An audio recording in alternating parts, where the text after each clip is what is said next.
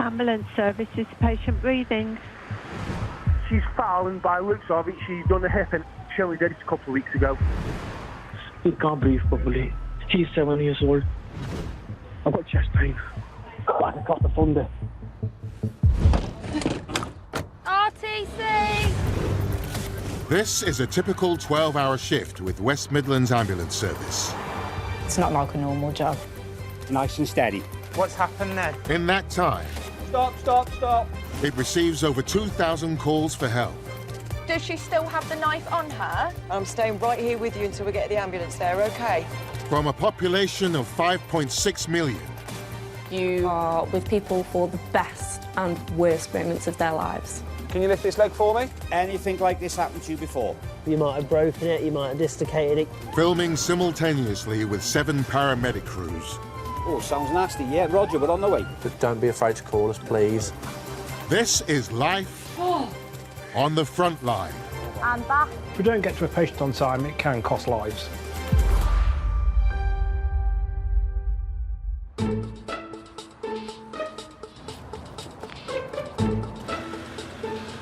Have you slept well? When I was asleep, I was okay, but I woke up a few times. Oh. Yeah. Disturbed sleep, in other words. Not to rub it in, my friend, but I slept like a log. I'm going home now. I've had I'm full going. 8 hours. Oh, it was lush. It's 6:30 p.m. and for the paramedics of West Midlands Ambulance Service, it's the start of 12 hours out on the road. Well, let's see what happens tonight. It's not a full moon, is it? No, it's not a full moon. Well, it is Friday. It is Friday. And make life interesting.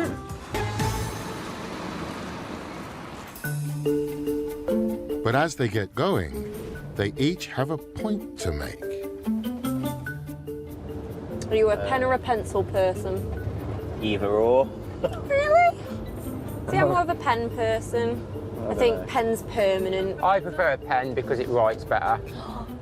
Remember at school when you try your best to get the pen licence? So, like, if your handwriting was neat with your pencil, you use a load of pen? I like sharpening a pencil. Yeah. Oh, I think that's what I miss, sharpening a pencil. But then if you drop a pencil and the lead all breaks, not good. True.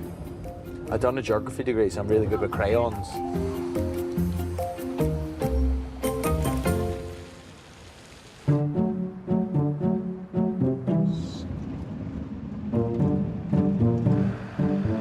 I aren't bothered about money. I aren't bothered about presents or anything like that. That don't bother me. I just want someone who is nice to me. Are you fussy then with a partner? The old saying, it's not all about looks. Yeah, it is a bit. So anything like Thor out of Marvel, Okay, so that wouldn't be a problem, him knocking on my door at all. nothing too out there then. No. Get on what they call it, Tinder or something, then swipe right and swipe left. I've done and all that. them. I got repetitive strain injury for going left all the time. I was waiting for an email off Tinder to go, what do you expect from us? What do you want?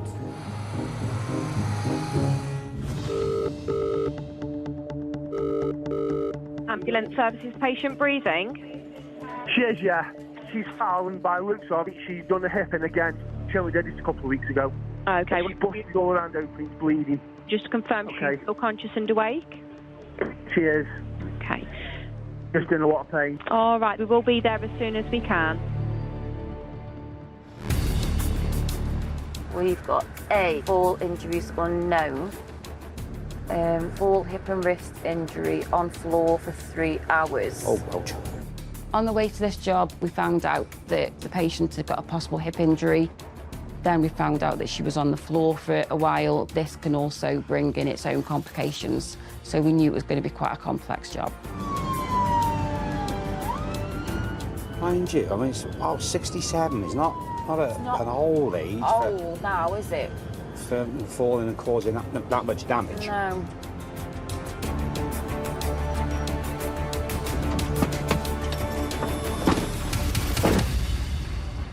I'm Nick, this is Dave. Hello, love. I do.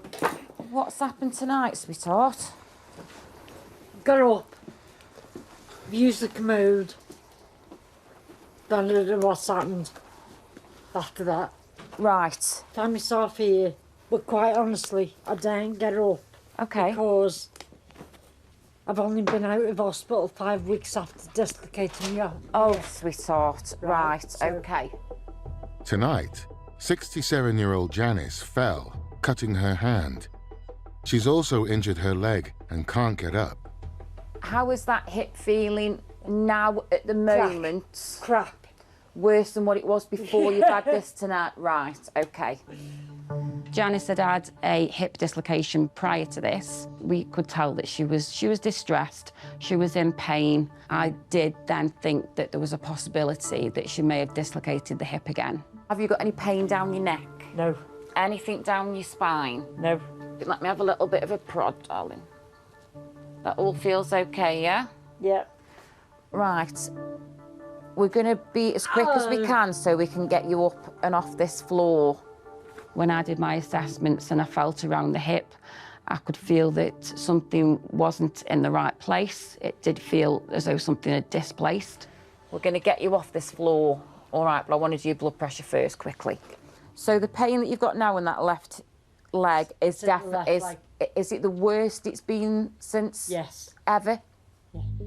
With Janice's blood pressure stable, Nick and Dave need to try and move her off the floor. Yeah.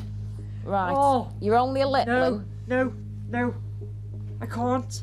I just want to know where that lump is. Oh. Right. I think you've done it again. Yeah.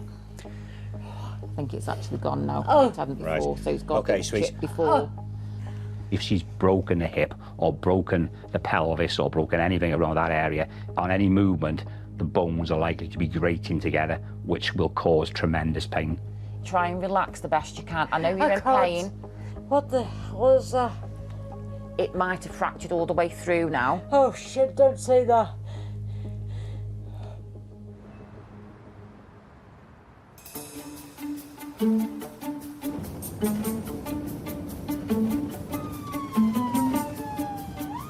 Here's a fact for you. When you buy a new bed, a bigger bed, you get more bedroom, but less bedroom. What? Imagine it. You bought a new bed, a bigger bed, Yeah. so you get more bedroom, and at the same time, less bedroom. Hey. Bedroom. Yeah. That's a terrible dad joke. Yeah. Do you know what's so bad about your jokes? What? Is that you think you're funny with them. I am funny. If you just accepted that you're not funny and then told the joke better, they'd actually probably be funny. Like, I like a good dad joke. It's your delivery. Can I point out what time of night it is on our second night shift? I wouldn't even say. The tank's almost empty. I'm running on fumes tonight.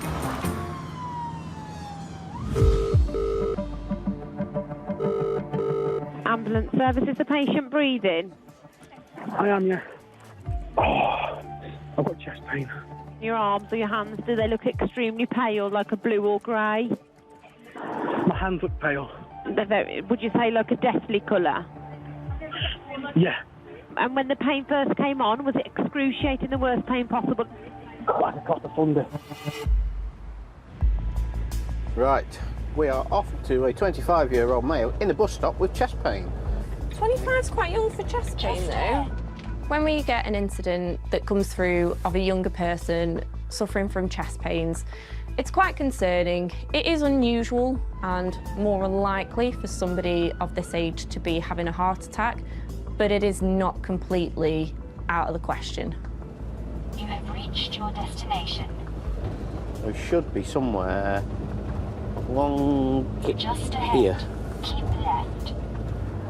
Bus stop there, he's not there. If we can't find you, we can't help you, therefore you could get worse. On the flip side of that is at Hope's Court, are we running to someone who's wasting emergency service time and putting someone else's life at risk that really needs the ambulance? Oh, there you go. That's nowhere near. Linda spots the patient. He cycled up the hill and is now sitting in a bus stop. Nowhere near where it said. Do you want to jump in here, mate, out of the rain? Jump on there for me. So, what's been going on? Chest pain. chest pain. How long's that been there for? It's just started within the last 15 minutes. Okay. It's been happening on and off. I've been referred to the cardiology team. Okay. I'm waiting for a CT scan. Having finished his shift at a call centre, 25-year-old Carl was heading home when he felt a sudden sharp pain in his chest. What are they thinking? Have we got any working diagnosis yet? No. When I first saw Carl, I didn't know whether he was pouring with sweat because he'd been on his bike, pouring with sweat because he was having a heart attack, or just soaking wet because it was raining. So how long have you been under investigations for? How long's it been going on? Pop a finger in there for me. Have you got any family history of heart problems? Do you know what? My dad had a heart attack when he was 26. Oh. He died when he was 42 of heart failure. I'm sorry. When Carl told us about the family history of the males having heart attacks at young ages, it is understandable why he is really anxious about this. It means that he is at a greater risk of suffering from a heart attack himself. Both my granddads had heart attacks when they were about 34, 35. It's in the family to be young.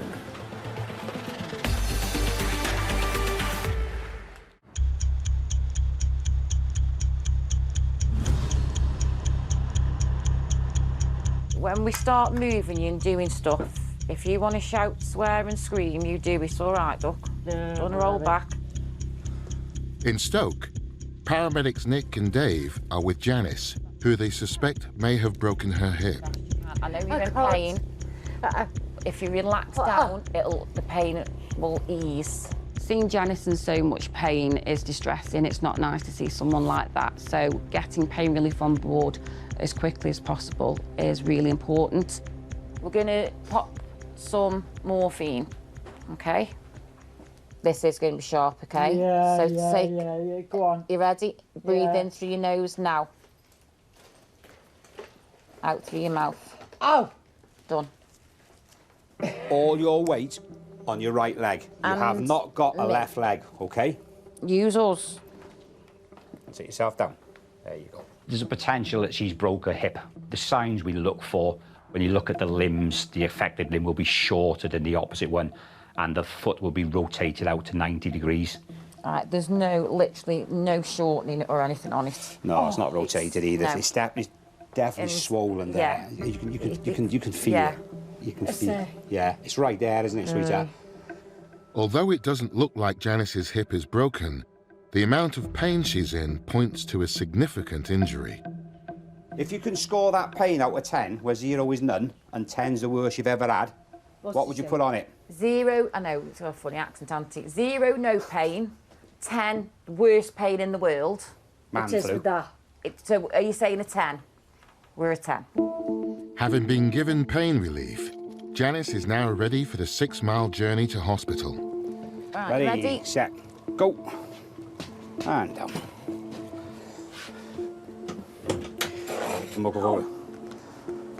Excellent, well done, brilliant. Oh, I thought that was going to be a lot more trickier. You've done really well there, sweetheart, really well. She's a very, very strong lady. Talking to her about her past life, you could see she was a strong lady, and she fits in the typical category of the elderly people of this country who are just incredible. I have a lot of respect for them. For many years, Janice worked as a carer, but has recently retired. I worked out in the community for nearly 20 years. 12 months before I'm due to retire, I fall on the ice. Break my femur, plate it. 6 months later, I've my hip replacement. It's as though your body hits retirement and you start to relax and your body isn't used to it and it starts playing up. Okay, Dave, thank you. Okay. We find a lot of people that retire who have been quite fit and active throughout their life tend to then start having accidents, falls, becoming unwell. So it's very strange. So just don't retire, keep going. After a 20-minute journey, Janice arrives at Royal Stoke University Hospital. You made her some strong stuff, Ducky, because... What's the blood pressure like? 143/79. That's all right. It's been 5 weeks since Janice was discharged from hospital after dislocating her hip. Tonight, she'll need an X-ray to see if it's happened again, or if this time her hip is fractured.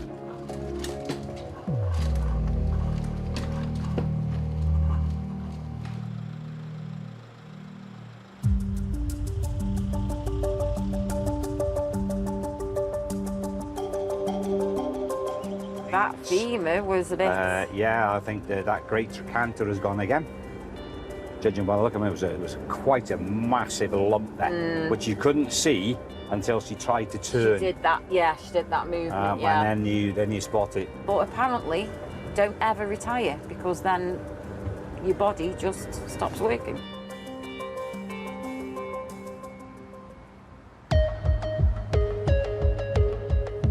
I don't know whether this is an anxiety as well, but I have been having anxiety. Okay. Since obviously having this,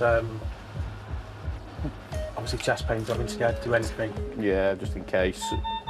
In Stoke, paramedics Adam and Linda are with Carl, who's complaining of chest pains. So it might be nothing. I do apologise for calling No. I feel happy making it at times. Never, ever take any risks when you think you've got chest pain, okay? It is far better to call us, let us check you over. Anxiety can mimic these symptoms of a heart attack really well. We can't determine the difference. We've got to get him checked over. Got some sticky dots on to you. Right, let's get these on your chest. Adam carries out an ECG to look at the electrical activity in Carl's heart. If everything's okay, do I have to go up? Chest pains, yes.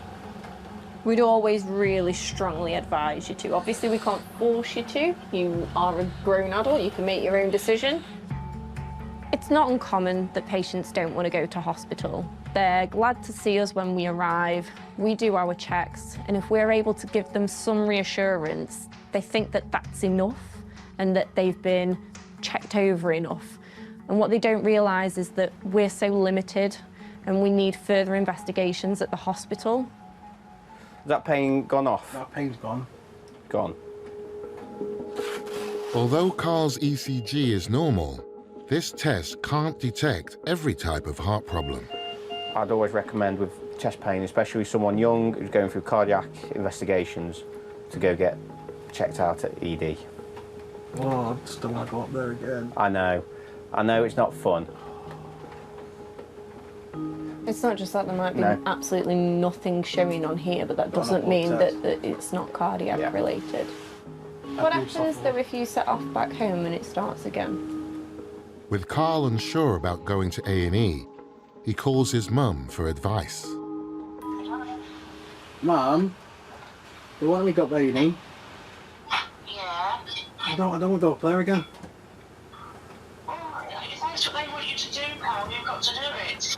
Oh, I have to go now. Yeah. Yeah, go on then. Eventually, Mum's powers of persuasion do the trick, and Carl agrees to get checked over. Carl needs to go to hospital because we can't rule out heart attack at the roadside. The only place we can rule it out is in the A&E. After just 5 minutes, Carl arrives at Royal Stoke University Hospital. To rule out a heart attack, he needs a blood test, and that can only be done in hospital.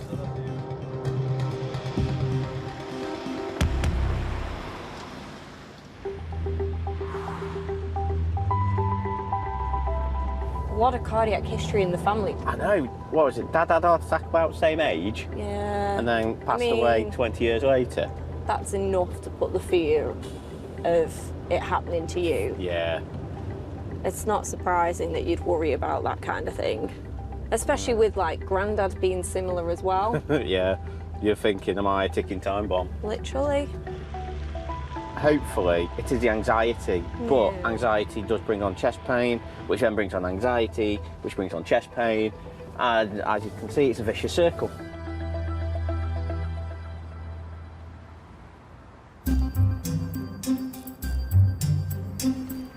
Paramedics Dave and Nick are just over halfway through their shift when thoughts turn to other career options. My dream job, apart from this, would be a dog/animal sanctuary. Nice plot of land. Yeah. Not a massive house because of all the cleaning, but like just nice and cosy, and then do me a bit of writing on the side. I have started writing a book. Oh yeah. Yep. What's it called? Colour. Why colour? Can't tell you that Okay then. because it'd give things away. Give the plot away. Yeah. All right. Is there a part in it for me? Can I be one of your main characters? There is actually a character that I could actually base on you. Because I'm a colourful character. You are a very colourful character. We've got to keep him Welsh, so that's happening. Probably be done in about 20 years by the time I get around to doing it. So move over, J.K. Rowling.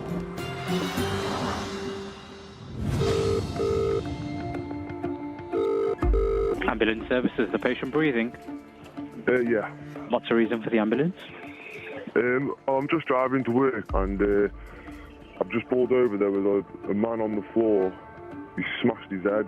He looks like he's fell over. He looks like he's lost a lot of blood on the pavement, like. We're going to a category 2, outside, bleeding wound. Patient has fallen, bleeding from wound to forehead above the eyebrow and bleeding from the nose as well. 716. 716 is for outside, this is Jim, 40-year-old male. Yeah, that's all received. Thanks, Lucky. When you get a call to somebody that's fallen in the street with multiple facial injuries, you don't know what to expect. It's not till you get there and find out the story, then you can put it all together. Doesn't look like he's been in the gym. No. Well, it looks like he's face planted the floor. Right, I think get him straight on. Get him on, get him out of the public, get him out of public view. I take it this is your phone and your crisps, dude. Yeah. Yeah? Yeah. All right. Right, I'm Nick, this is Dave. Dave? Dave? Dave. Dave? Yeah. When a passing motorist saw the man on the ground, he stopped to help and rang 999. What's happened then? Have you had any beers tonight? With a couple. Yeah. I walk in the road and just phone there. Yeah. I got up back up. There's a bit of blood there. Was fine and just tripped. We could see that there was some blood on the floor from his face and head wounds. But as we were there for a while on scene with him, it did become apparent that he had had a few beers and he was indeed intoxicated. Okay. Just tripped. That's it. All right, what we'll do then, get you up on the ambulance. Yeah. We'll have a look. You've got a bit of a Yeah. gash on your nose.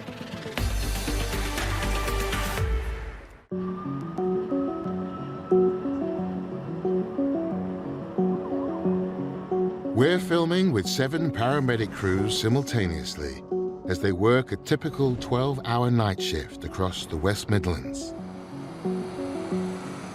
Neck and that feel okay? Yeah. Back all right? Yeah, fine, yeah. Right then, Ducky. Pop both your feet onto the road. In Stoke, paramedics Dave and Nick are treating a man who's fallen flat on his face, damaging his nose. Push. Come here, dude. Come on. Push. Why didn't you do that when I was doing it on my own? Making me look weak. That's what he was doing. That was the plan. It's a big man. Right, sit in that back seat for us, buddy. Have a sit down there for me. That's it. So how many beers is a few? See, couple. So you've just had 2? No. 2 or 10? About 6, so I took my time. Normally fit and well, apart from when you're face planting the floor. When we've had a drink and we trip over, we tend to lose the reflexes of stopping ourselves with the hands, therefore face plant to the floor. So you do find that head injuries and alcohol are quite common together. Hey, he's Dave. Hey, up. I'm here again. Dave's the man. Start with there, isn't it? Yeah, right on the bridge of your nose. Yeah, it is. Yeah. You've got a little hole just on the bridge of the nose here, yeah. You probably gonna need a bit of glue in there, mate. Yeah, it's going to have to be a nip up to the unit suite, up to Pop your A&E. A&E so you can pop a bit of glue in there, buddy. All right. I know. He needed to go into the hospital, and it did look like he probably needed a bit of glue and a bit of stitching to it as well. He couldn't just be left as it is. He's open to himself to have infections and all sorts of complications if we don't get it sorted out. Yeah, it definitely needs seeing to. Definitely some glue. You've got some little scratches on your nose as well, but that'll heal on its own. Do you think you were knocked out at all, or do you remember everything? 5-4. So you just fell, but you remember everything? Yeah. Oh, nice. You're very happy patient, that's nice. People do tend to go too far and have far too much to drink. It's not a problem for me going to people that have had a drink, as long as they're not aggressive. Will anybody be wondering where you are? No, we're fine. All right, mate. We'll pop your A&E and get that sorted out, mucker. All right? With the patient's wound dressed, Dave can head for the hospital. Have you got money in that you'll be able to get home from the hospital or someone to ring? I've got 10 quid every pocket. After a 12-minute journey, the patient arrives at Royal Stoke University Hospital. How you doing, dude? Right. All right? Sound of the pound? Sound as a pound. Still as sound as a pound, that's all right then. That's it. We haven't dropped down to a penny or anything like that. No pennies? No pennies. A night out at the pub has ended with a trip to A&E. Here, medical staff will close the cut to his nose and watch over him until he sobers up.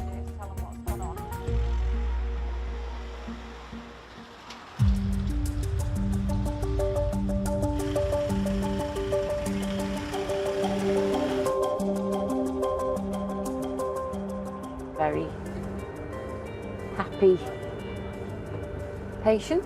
Yeah, he's sound as a pound, wasn't he? Fancy face planting a floor. I mean, he's gone down with a wallop.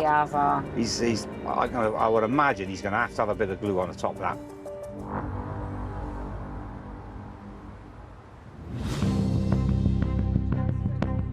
No matter the medical emergency, there are always people here in the control center who can help. So is she choking at the moment? Have you got any pain in your chest or your upper back right now? Every 999 call is a person in need, with some more serious than others. It's the role of the call assessor to get the right help to those that need it most. I do this job because I love it, but there are times when, if it was a particularly difficult call, that you do lie in bed and think, I wonder if I did that right, or I wonder what's happening to them now. Ambulance service, is the patient breathing? Hello? Hello? Is the patient breathing? Yeah. Are they awake? Yeah. What's the reason for the call? I've cut my wrist Was this to end your life or just to harm yourself? to end my life. Okay. And are you still feeling suicidal at the moment? Very suicidal. Okay. When someone tells you that they want to end their life, it's not a shock anymore to hear that, because I hear it all the time. But it doesn't matter whether it's the first or the 100th time you hear it, you just feel such sadness for that person, and you really want to get them the help and the support that they're so desperately crying out for, because that's why they've called. Have you lost some blood? Yeah, I've lost blood. Enough to fill a mug? No. No, okay. And was it, how have you cut yourself? I've got a blade. Have you still got the blade with you? Yes, I have, because I'm still cutting. Okay. Better send somebody down quickly.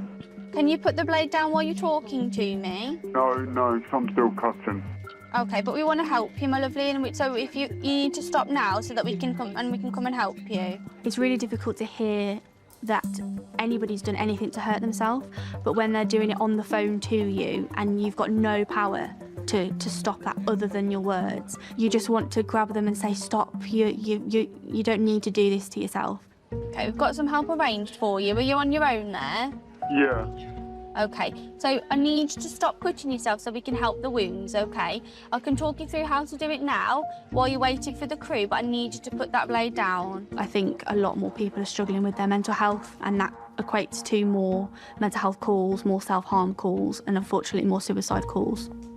I'm going to put the phone down and carry on cutting, okay? No, we're going to come and help you. Hello, operator.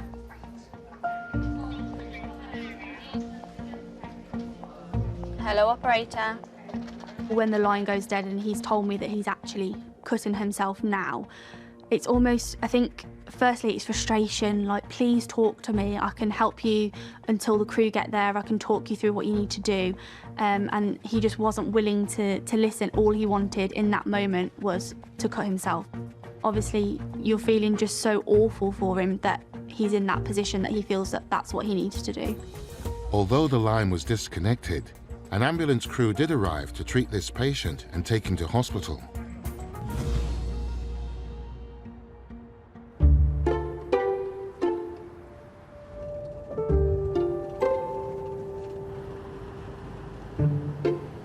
Who would you say out of the two of us is the messiest?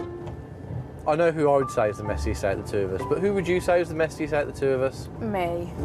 Yes. Yeah. Paramedic Ian and technician Shawnee not only work together, they live together too. Most definitely you. However, What? Go on, try and justify it, come on. it's an organised mess. Is it heck? I know where it finished. Is it heck? You are a messy person. I'll finish a day shift when she starts a night shift, and there'll be a sink full of washing up. I wouldn't mind, but we've got a dishwasher. I can't even argue with that. Dishwasher's got a name as well, it's called Ian. Yeah, pretty much. Mm. I am lucky to have you in the way that you are. Oh, well, thank you. Without you, I would probably hire a cleaner.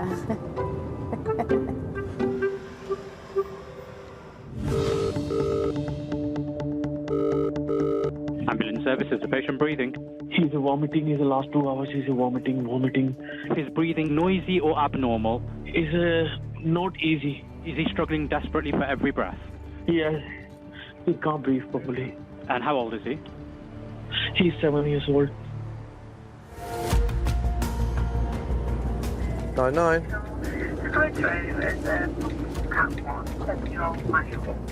7-year-old male. Yeah, that's what I've seen. So now he's got some difficulty in breathing that started 10 minutes ago. Any job that we go to where there's a child with breathing difficulties can be quite alarming and concerning. We need to find out what is causing those breathing difficulties quite quickly. Children are brilliant at compensating, and when they stop compensating, they can deteriorate very, very quickly. The patient has vomiting and diarrhoea for the last 2 hours.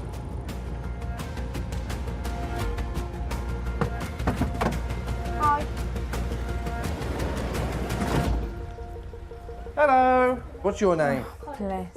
I'm Ian, this is Shawnee. Hello. So what's happened tonight then? Before he's in a Mine too much is okay. vomiting. Then he's like a vomiting, can't breathe. Yeah.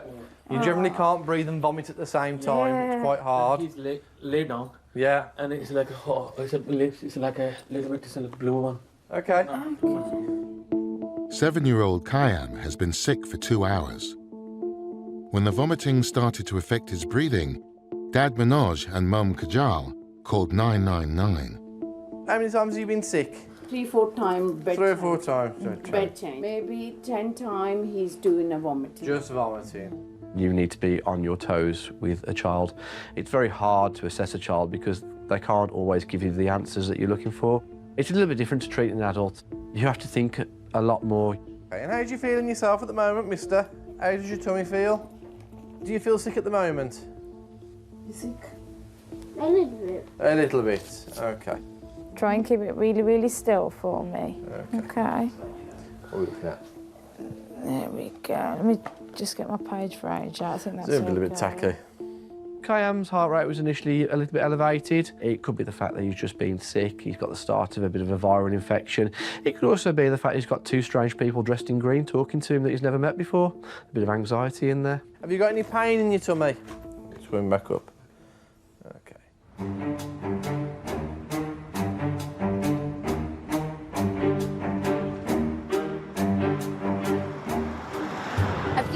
blow-dried sheep. No. Not sheep, cows. Even more so now? Are you talking about like the No, they give them the Highland full ones? blow-dry. Fluffy. Fluffy.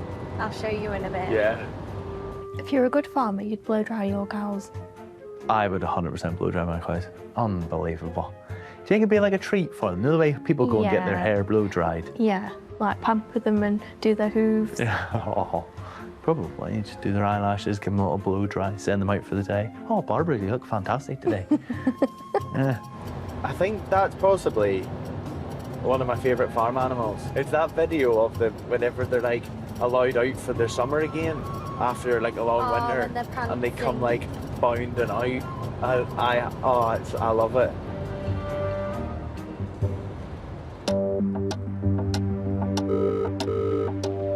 You calling about yourself or someone else? Yeah, stuck. Passed out and my head's pouring of blood. You passed out, you hit your head, you've come to, and your head is bleeding. My head's pouring of blood. It's tons of blood on the bathroom floor.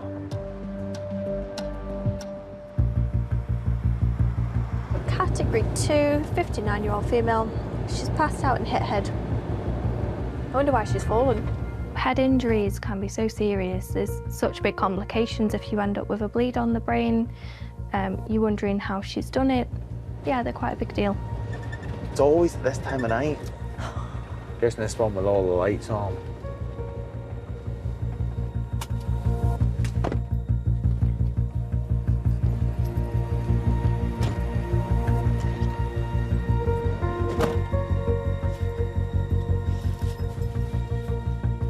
Morning. I'm Laura. Behind me's Joel. I've been sick tonight, but I went go sick again and Ah, okay. passed out. It's come through to us that you bumped your head and got a At the cut back, yeah, at and the back. But cut your tongue. Oh, yeah. While being sick in her bathroom, 59-year-old Sharon fell, hitting her head. Can I have a look at the back of your head? Yeah. You can see. Oh, yeah, you've done a good effort and you've not hurt your neck. She was awake and talking to us. She'd even cleaned up her entire mess of all the blood, which is fantastic. She said she'd vomited and lost consciousness, so we needed to figure out why that had happened, if it was to do with the head injury. So what have you hit your head on? It's on the unit in the bathroom. Can you remember everything? You didn't lose consciousness at all? Well, when I woke up, I was on the floor. When I found out that Sharon had lost consciousness, that's something that we take really seriously. We need to figure out how long she was unconscious for, if she still feels confused. Worst case scenario, she could have a brain bleed. Were you in a lot of pain when you passed out? No. I'm just trying to figure out why we've passed out, that's all, because that's the most unusual part of it.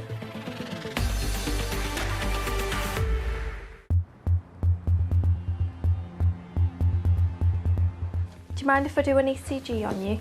So for that, if you sit back in the chair, these stickers just go on your chest. This is just to rule out it's not your heart. In Stoke, paramedics Joel and Laura are treating Sharon. After a bout of vomiting, she collapsed, hitting her head. Your ECG looks normal. Can I have a little look, Sharon? Just to try and take a picture of it, sweetie. I'm going to try and pull apart your hair a little touch. Is it sore? No. Oh, that's a start, isn't it? Bit soft, actually. With any head injury, they're very deceiving. You have to go searching for them. She had bled quite a lot, so we needed to kind of get to the bottom of whether it was a really big one or not. Does it hurt when I'm moving your hair around? No. Does that hurt if I push on it? Yeah, you've done a good effort. It's a good gash. It's the gash. I don't know. I think it is. I think it's Yeah. across there. I think so. Oh, yeah, here. So it's like a straight line across. When you're ready, if you could, put your legs on. I need to have a listen to your tummy. Oh, my head. I bet. It's cold. Just warn you. Laura wants to check if an infection may have caused Sharon to vomit and pass out. Tummy's making all the right noises, so that's a start. I'm going to have a tiny feel. I won't poke too much because I think I can already tell where it was. Have you got any pain there? Bit there? Yeah. It's everywhere a bit, isn't it? But up there, definitely. Okay. I'm not too worried about your tummy because you've not got a high temperature. If you've got a bit of an infection going on, it's not taken a hold that much that your heart rate's gone up or your temperature's gone up. So it's probably a little bug and it'll probably pass. With no sign of an infection, Laura is more concerned about the deep cut to Sharon's head. What do you think about that head injury, Joel? Big enough to need any glue or anything, or just get away with it? It's just whether it closes bits off. If they glue it, and they might even staple too. We're just talking about the head injury, what you've got, because looking at it with a light, I think they might glue it for you at the hospital.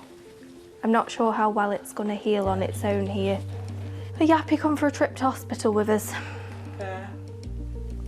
Good stuff. I felt that Sharon needed to go to the hospital because we couldn't have closed the head injury on the ambulance. And I don't feel like it would have safely healed on its own if she was left at home. I can give you a bit of anti-sickness. Yeah. Sharp scratch. Oh, that I'm is. sorry, it does sting, this one. Don't I worry, think it's a bit more stingy than a cannula. Hold on. You're right, walking out to the ambulance with us, yeah. I need to lock up now.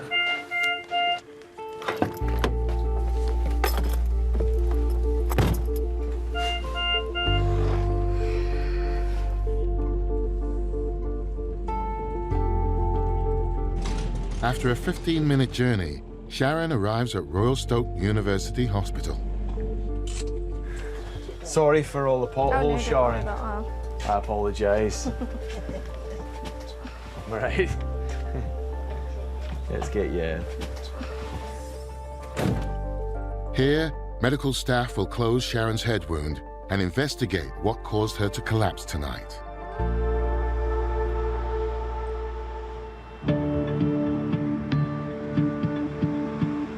She was quite chirpy for 4 a.m, I must say. She was chirpy for 4 a.m. If I had fallen in the bathroom and hit my head, I wouldn't be chirpy at 4 a.m. I hate being sick as well, so I feel for her.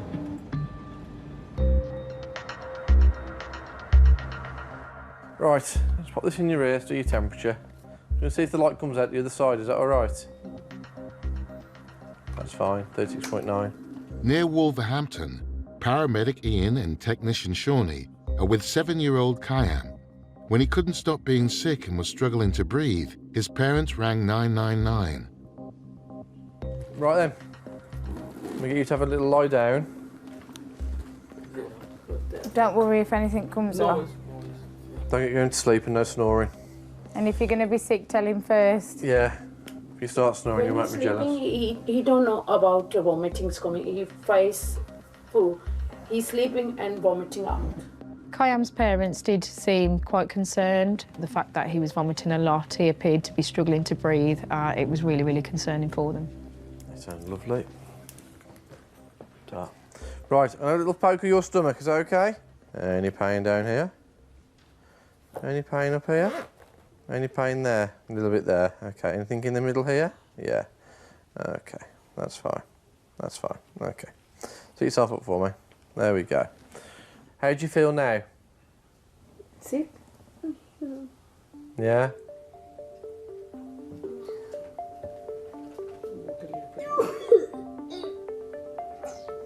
So, this is my thoughts. I think he's probably got a little bit of a gastric bug, or he's had something that's disagreed. He's had something that's disagreed with him. Like Okay? a tummy bug. Like a tummy bug. Okay. His numbers and everything are absolutely fine at the moment. Okay. Okay. I'm quite happy for him to stay at home at the moment. I don't think he needs to go to hospital or anything like that. Okay. It sounds like it looks like a bit of a gastric bug, a bit of a tummy bug that he's got. I think it's nice to leave patients at home where we can and it's safe to do so, especially young children at night time. They're tired anyway. And let's face it, hospital's a daunting place for us adults, let alone children. So in terms of treating this, we want to give him just little sips of water, little and often, just to keep him hydrated. So sort of like 24 to 48 hours, everything should sort of pass. I hope you feel better soon. Yeah, all right. Thank you. No worries, take care. All the best.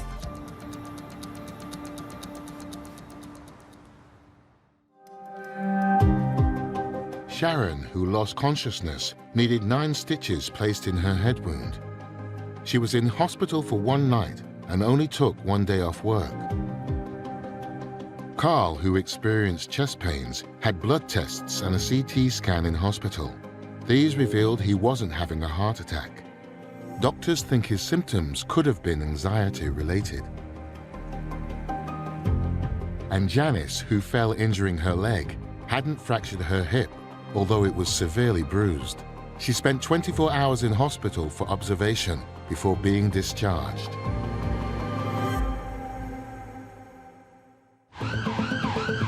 Next time. It's nice and steady. Oh, God. A woman with a suspected kidney infection is in agony. You could clearly see on her face that she was in a lot of pain and she was struggling. Hello? Paramedics find a man in a bin. Never come across anybody who's been in the bin. That was a first for me. And a postman can't move after slipping in sewage. I fell, but it's this hip that's gone.